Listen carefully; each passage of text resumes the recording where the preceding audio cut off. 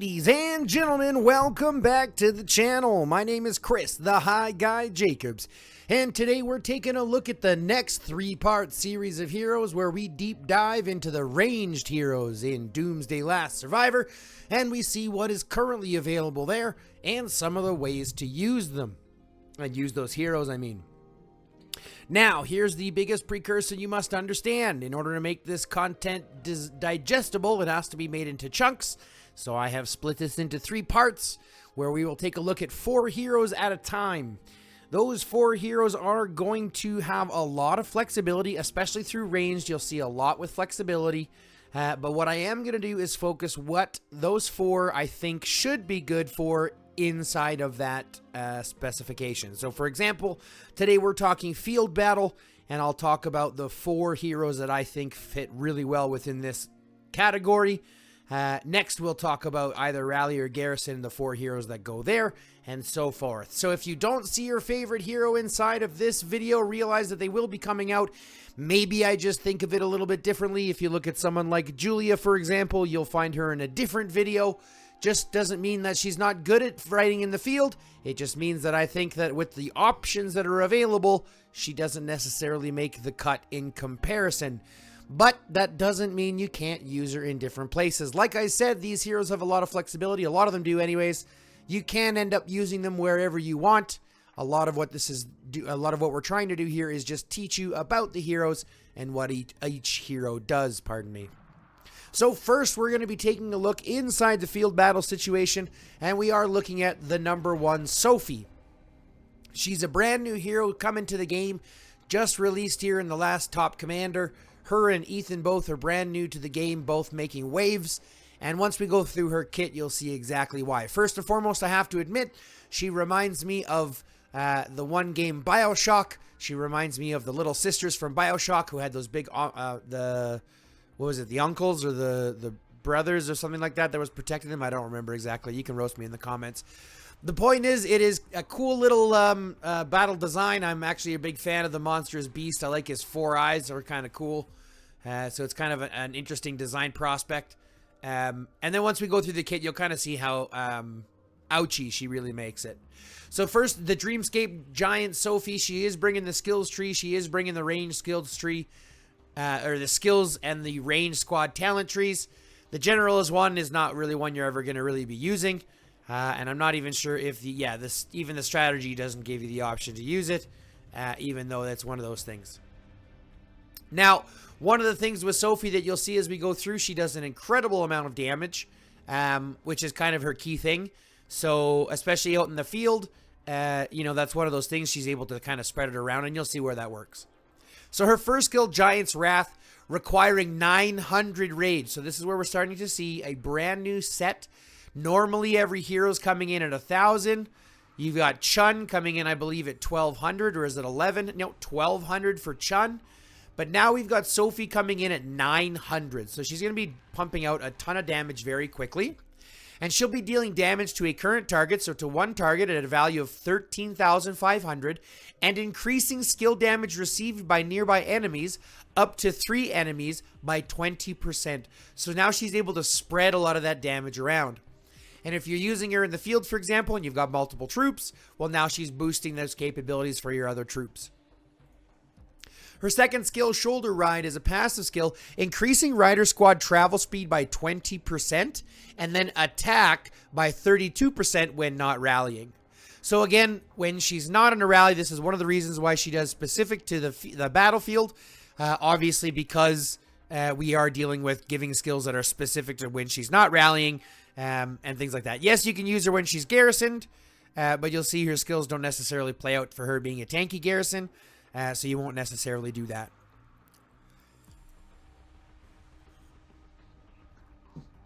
Now we start to talk a little bit more about why Sophie's so great. Because she's got a second damage factor in here. She's got a second skill damage. When using a rage skill without charge, gains charge. When using rage skills with charge, consumes charge to deal damage up to 3 squads in a singular area at a factor of 7,850. And with charge, increases range squad damage by 10%. So let me give you a breakdown of how this works.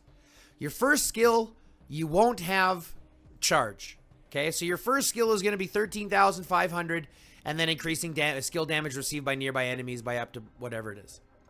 The second skill that you put out is basically almost like double damage. Okay, so, well, it's not. It's like time and a half. So it's like damage and a half.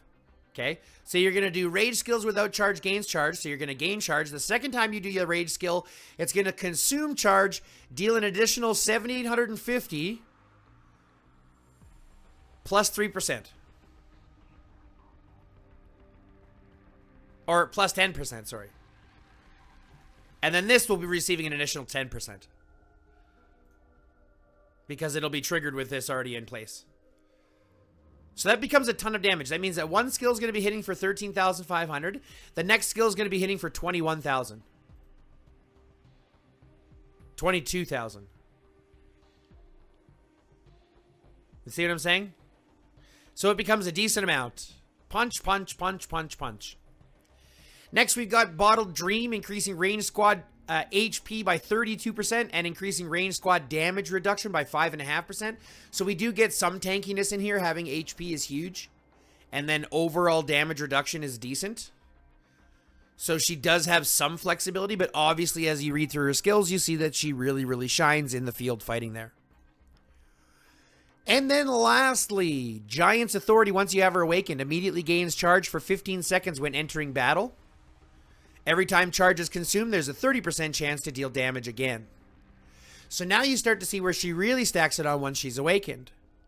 So she's going to immediately gain charge, allow you to, you know, if you're in the field, allow you to charge that up so you can use it the first time. Right? So you're going to have charge from the first ability that you trigger, which is going to deal an additional, you know, 10% on this. So now we're looking at almost 15,000.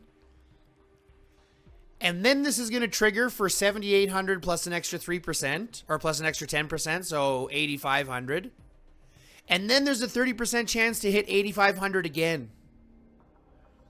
So you could talk about a skill hitting for 31,000 every second time.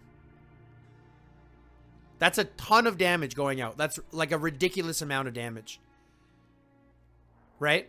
But that's really what she has. Yes, she's increasing that squad attack by 32%, but there's nothing for defense besides the HP and the overall damage reduction. There's no defense stat. Right? So you're not going to necessarily see her in Garrison. You might see her, like, you're not necessarily going to see her in Rally because there is, you know, that basic attack damage and movement speed you don't get when you're rallying. Granted, you could use her there, but you probably won't. And then the sheer amount of damage that she's putting out just means that she's going to be sharing that a lot. Because remember, the second skill is a circular 3 squads. So it's AoE, which means that she wants to kind of be in the middle of like a murder ball or anything like that. She really wants to be in the thick of things to be able to spread that damage out.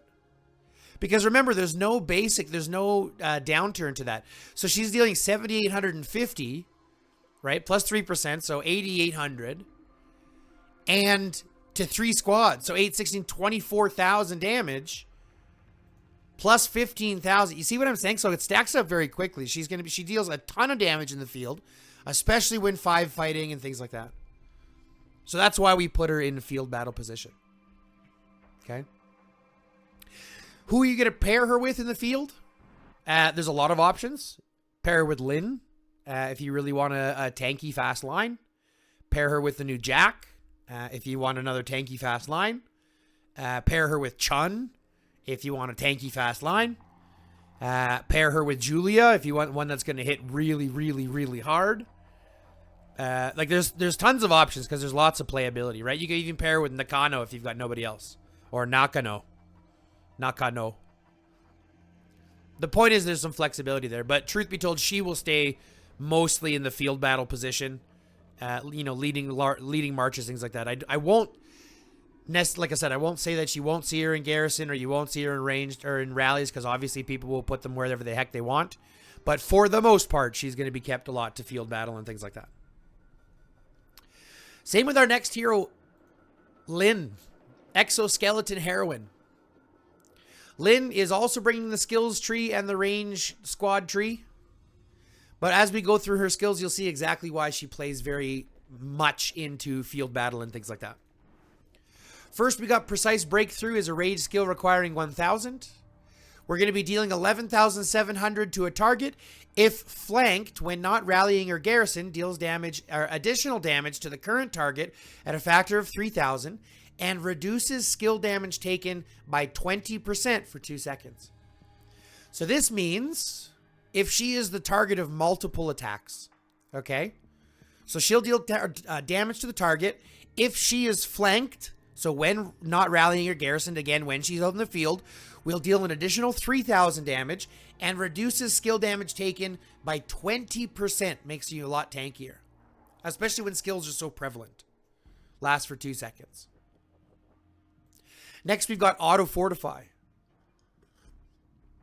A passive skill. Increases ranged squad attack by 30%. If flanked when not rallying or garrisoned, increases squad defense by 15%. Now, in my opinion, the 15% is not nearly enough, especially when you're talking about range. They need more defense. But this is kind of the whole purpose of range. They get more attack, less defense, so that they're more glass cannony. They do a ton more damage, but they take more damage too. They're not as tanky. Now, if flanked, so if you are the target of multiple, you are going to get that increase in defense, which is kind of exactly where you need it. Next, we've got Scan Weakness as a passive skill, increasing the range squad HP by 34%. Counterattacks have a 20% chance to reduce all damage taken by 4.5% for 2 seconds, which can be triggered only once every 4 seconds. So this makes sense. Right? So if you're attacking someone, for example, you're going to have counterattacks. If you're being attacked by someone, you're going to be providing counterattacks. That's a decent amount there in the field that you're going to be dealing with. And a 34% increase to your squad HP is huge. And then a reduction of 4.5% overall is, again, pretty huge. Granted, it can only trigger once every 4 seconds, but you can anticipate that happening pretty much once every 4 seconds. You see what I'm saying? Because yes, it's once every 5 seconds triggering, lasts for 2 seconds. Right? The next 4 seconds, you can probably anticipate it happening again shortly thereafter. So that's a decent amount of damage reduction, especially since it's overall. Next, we've got Tactical Maneuver, a passive skill increasing counter damage by 32% and range squad travel speed by 20%. So again, faster in the field, wanting to be the multiple targets of multiple marches in the field, increasing that counter damage where you're going to be dealing out more, right, as you're the more target of something. Because remember, when you're the target of something, right, if you're the target of 3 or 4 marches, you're going to be dealing counter damage to each of those marches, right? If I'm targeting one target and I've got 3 targeting me, right, I'm engaged with one, flanked with the other 2, and I'm dealing counter damage to all 3. So it's one of those things where you want to remember how the damage is distributed. And one of the best things I can suggest is to go watch Zed Doomsday on YouTube. He's another content creator. He's got a lot of deep dives into how those things work. So I would suggest taking a look at it from there. But basically, this is one of those situations where as you read through it, you start to see exactly why she wants to be used in the field. And in multiple groups in the field, right? She wants to be, the target inside the field. And lastly here, once you get her awakened, you're getting high output mode, which is a brand new passive skill. When in world battle maps, or when the world map battles, increases range squad damage by an overall 3%. If flanked, when not rallying your garrison, reduces damage taken by 10%. So again, reduces that overall damage taken by 10%. And that's an additional 10% on top of this 4.5% that gets triggered. So it basically goes from a consistent when flanked, if flanked, you're reducing 10% overall damage, upwards of 15% overall reduction, 14.5, which is pretty crazy if you ask me. That's a decent amount to allow them for ranged, which allows them a lot more survivability in the field. So who would you pair her with?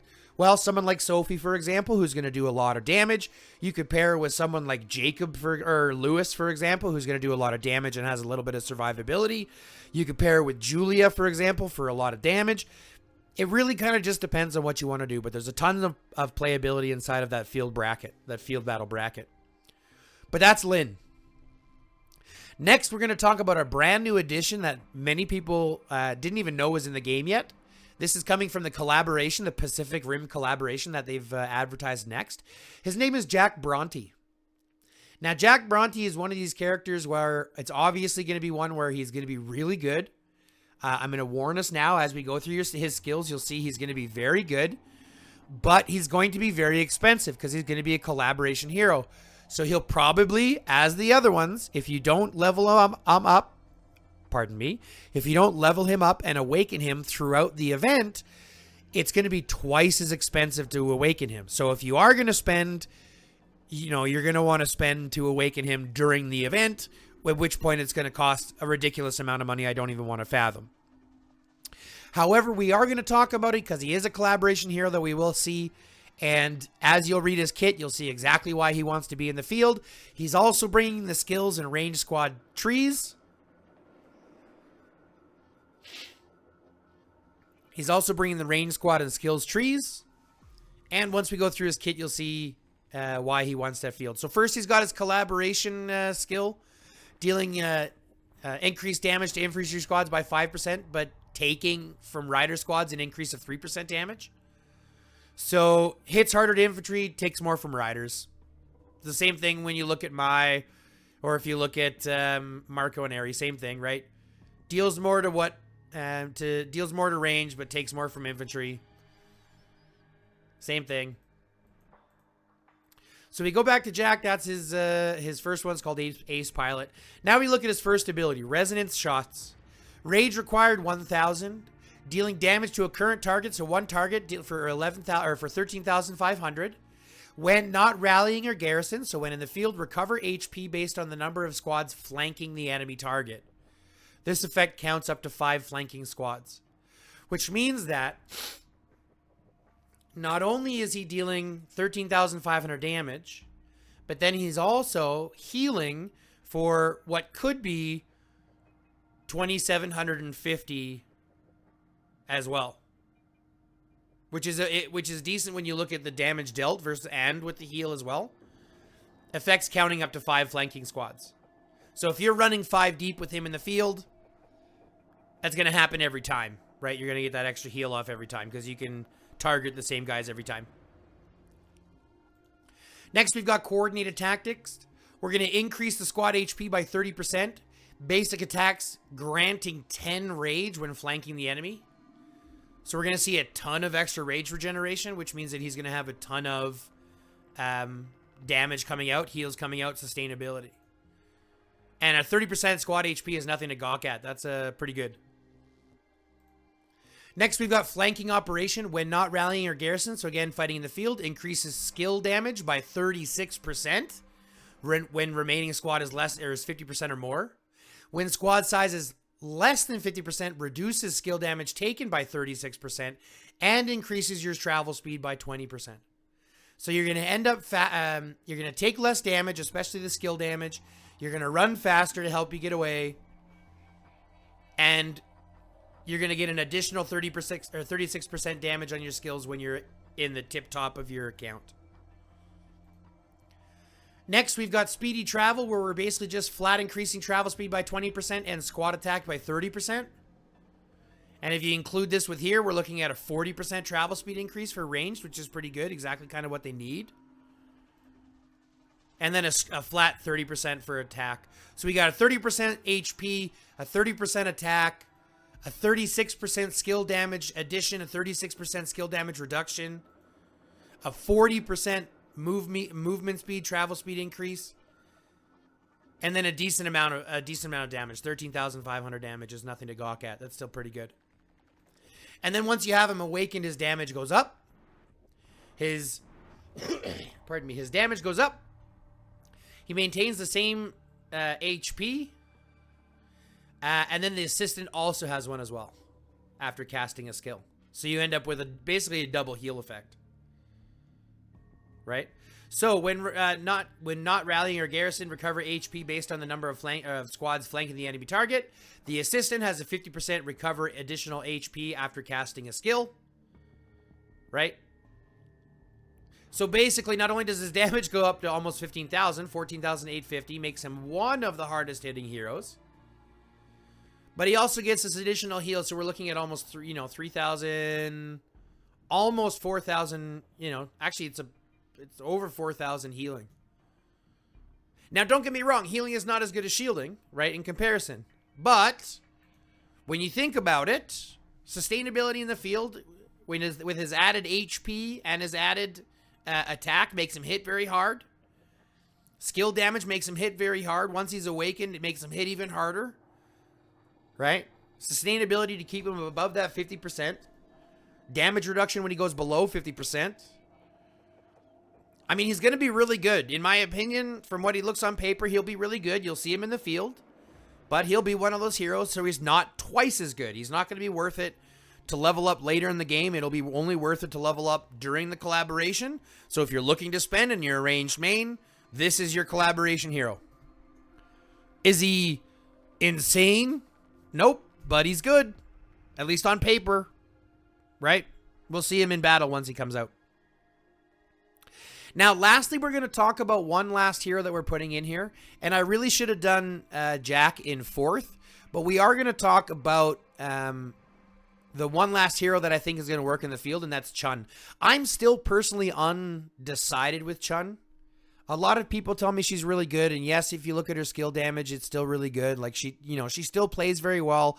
She still has a lot of usability, a lot of flexibility and things like that.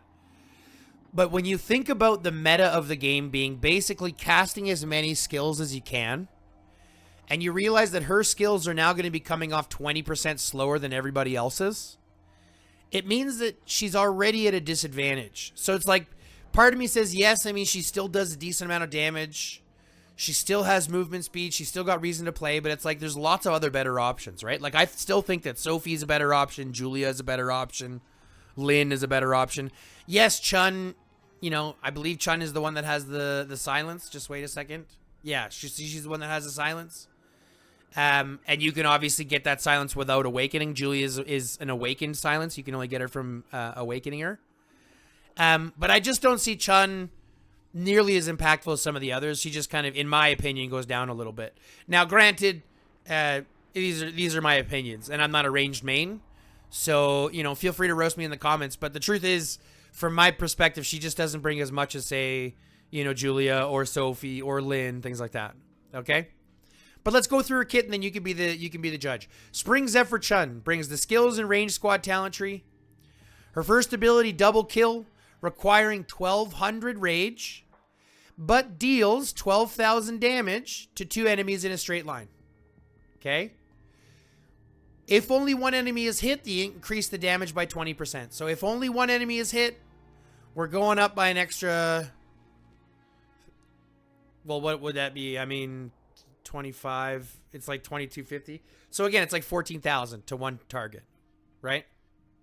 However, when appointed as an assistant, so when she's the co-leader, reduces damage to only 6,000, so half the damage, right? Which means that she has to lead, but then she's rage required at 1,200, which doesn't work well when you're talking about, using her in the field with Sophie, who's got a rage required of 900.